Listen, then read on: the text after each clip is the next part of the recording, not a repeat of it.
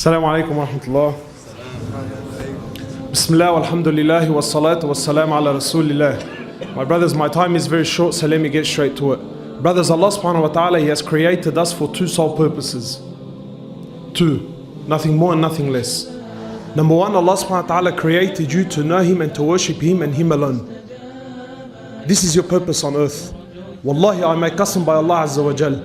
You were not created to buy houses, build cars, and buy this and sell that and go fishing and go here and go there. None of this pleases Allah subhanahu wa ta'ala. You were created to worship Him and Him alone.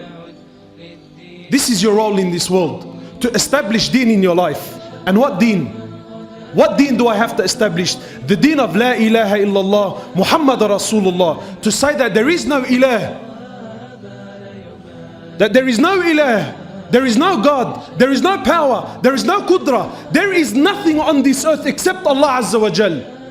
It is Allah who does. It is Allah who makes. It is Allah who breaks. It's Allah who gives. It's Allah who takes. To understand this, and not just to say it on the tongue. You see, everyone says this on the tongue. No, this is not what Allah subhanahu wa ta'ala is looking for. Allah subhanahu wa ta'ala says that no child or no money or nothing will make you successful on that day, illa, except those who come to Allah biqalbin what? Salim. With a pure heart. With a heart that has full conviction in La ilaha illallah. With a heart that has no doubt in it whatsoever that Allah is the greatest, Allah is the King, that nothing on this earth can harm you except by the permission of Allah subhanahu wa ta'ala, that your rizq, your sustenance that comes to you, it comes from Allah subhanahu wa ta'ala, doesn't come through your work, doesn't come from your boss, doesn't come because mashallah you're a shatur and you were in the right place at the right time. No, it came because Allah subhanahu wa ta'ala sent it to you. So understand that the king, he's sitting on the throne not because of his progeny, not because of his understanding, not because of his lineage. He's there because Allah put him there. The one who's sweeping and cleaning the streets, he's not there due to his lack of understanding. He's not there due to his lack of education. He's not there because of his progeny or his lineage. He's there because Allah put him there. And your condition now is here because Allah subhanahu wa ta'ala put you there. So it is your job to understand this is what Allah subhanahu wa ta'ala wants to see. That La ilah, that there is no God, there is no might, illallah. And what's the other thing? That Muhammad sallallahu alayhi wasallam is Rasulullah. That his path and his way is not the best. The way of Muhammad sallallahu alayhi wasallam, it's not the best way. It's the only way. And wallah al-azim, until you understand this fully, you will forever suffer. This is what Allah subhanahu wa ta'ala wants from you. To establish Deen in your life. To bring full Deen. That the sunnah of Muhammad sallallahu alayhi wasallam becomes more beloved to you. Ma'alash, forgive me. Maybe this is a bit extreme. But it's a concept. Understand. Until the sunnah of Muhammad sallallahu alayhi wasallam, until squatting in the toilet and cleaning your backside with your left hand becomes more beloved to you than the whole world and everything it contains, because it's the sunnah of Muhammad sallallahu alayhi wasallam. This is the Deen that you need to bring into your life. This is what Allah subhanahu wa ta'ala is looking for. To establish Deen, my brother, in your life. Full Deen. What does the hadith say? He says, ثَلَاثٌ مَنْ كُنَّ فِيهِ وَجَدَ حَلَاوَةِ الْإِيمَانِ. Rasulullah ﷺ is saying that there are three things. If they are present in your life, you will taste the sweetness of Iman. What do we all cry about, my brothers? Ramadan comes and Ramadan goes, and I go to the masjid and I'm reading Quran, but there's nothing in my heart, brother. I'm dead. Why? أَنْ يَكُونَ اللَّهَ وَرَسُولِهِ أَحَبَّ إِلَيْهِمْ مِمَّا سِوَاهُمَا. Until Allah and His Prophet become more beloved to you than anything and everything on the face of this earth, wallahi, you will never taste Iman. You will never taste the sweetness of Iman.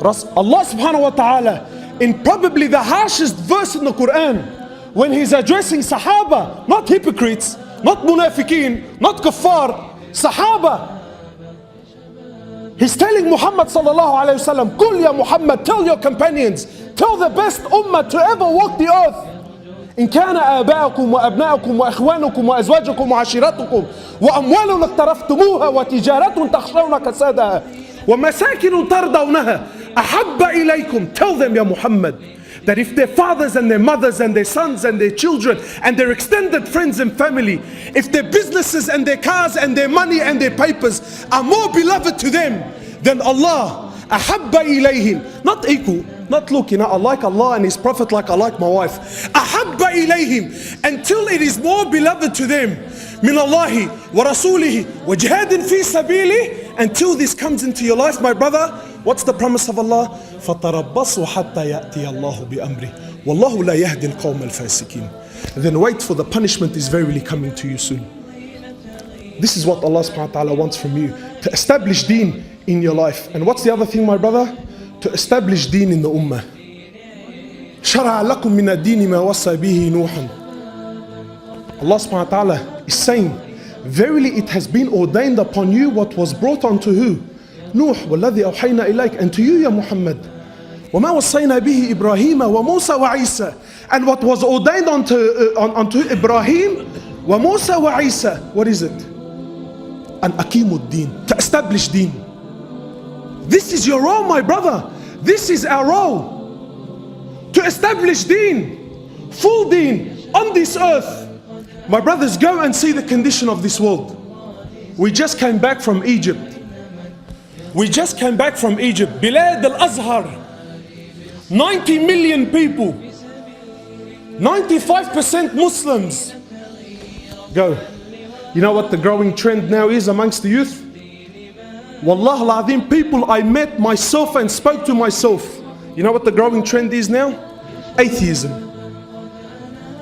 Atheism. And this is wallah, someone who's a miskeen, hultu ta'bani, look, this guy's a fa'ir, doesn't have money, so he's lost hope in Allah. No.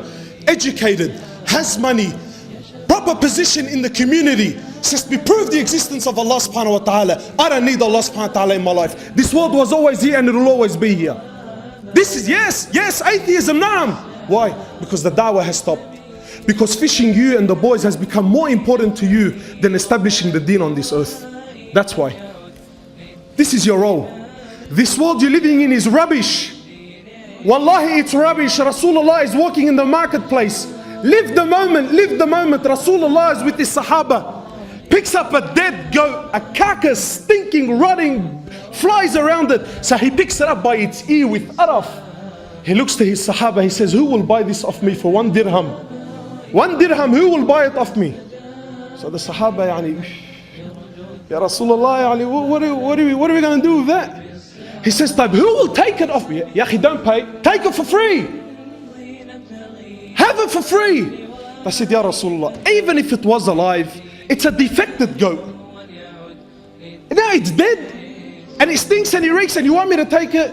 He says to him, by Allah, this is your Habib, listen to the words of your Prophet. He says, by Allah, this world and what it contains is less in the eyes of Allah than this dead carcass is to you. And we've left our ummah, we're chasing after the little luxuries of this world. Go and see the condition. My brothers, this is your responsibility. Your Habib, your Prophet Muhammad sallallahu alayhi wasallam used to cry the nights. Why? Why would you cry the nights, Ya Rasulullah, when al-maqam al-mahmud was given to you anyway? You're already going straight to paradise. He cried the nights for you and I. He cried the nights because he's seen these days were coming. He cried the nights because you now go forget what's happening around the world. In Auburn, wallah al-azim, in Auburn, Lebanese Muslim father is sleeping with his 7-year-old daughter. Here in Auburn. Astaghfirullah. Of course, brother, of course, when there's no da'wah in this world, this is what happens to the condition. Naam. This is what happens to the world. Your sister and my sister, my brother, we sit here, mashallah, the boys, when they sit down, he speaks about his ard. Never mind your ard. This is the ard of Rasulullah and the Sahaba who gave their life for you and I to say, La ilaha illallah Muhammad Rasulullah. Go and see what's happening out there, brother. She's walking into a tattoo parlor to have some kafir tattoo the name of her boyfriend, bro, on her ass. She's getting the paw print of a kalb, and this on her here. Why? Because it's the in thing. And you and I, mashallah, we're talking about fishing at the end of the year. Your job is to establish deen on this earth. The ummah is crying, wallah al-azim, the ummah is crying for help. And you know what the poison is? You and I were convinced that this is the job of the mashayikh, mashallah. This is the job of the mashayikh. No, my brother, this is your job and it's your amana. And I'm telling you by Allah, you will be questioned for this on the day of judgment. Allah subhanahu wa ta'ala in the hadith, Rasulullah sallallahu alaihi wasallam is telling us that Allah, He sent an angel to destroy a town. Sent an angel to destroy a town. So when the angel comes to the town, he notices that there's a abid. There's a strong abid. So the angel is confused, he's thinking, what's going on? He goes back to Allah subhanahu wa ta'ala, says, Ya Allah, you've asked me to destroy this town. But in this town there is a abid who, listen to this. He says, he hasn't disobeyed you the blink of an eye. This is an angel who only knows how to worship Allah, and he's testifying that this man hasn't disobeyed you the blink of an eye. What did Allah say? He says, start the destruction with him.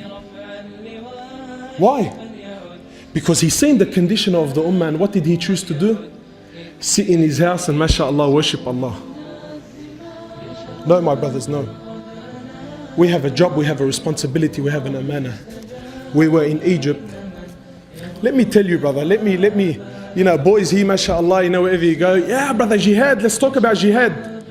Wallahi, the next guy who speaks about jihad, slap him across the face and tell him, wake up to yourself, brother.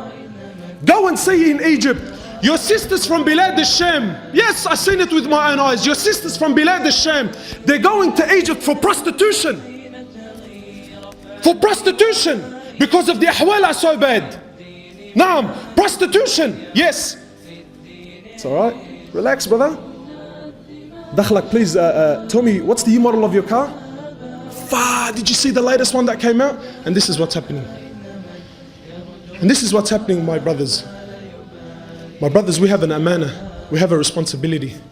Wallahi, go out there and see the condition of this world. Go out there and see the condition of this world.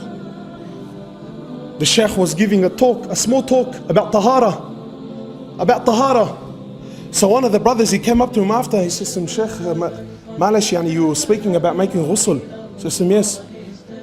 He says to him, Shaykh, you only make ghusl when you commit zina, huh? Married for 20 years. Married for 20 years. Been sleeping with his wife, and he thinks that you only perform ghusl when you commit the act of zina. And he's praying.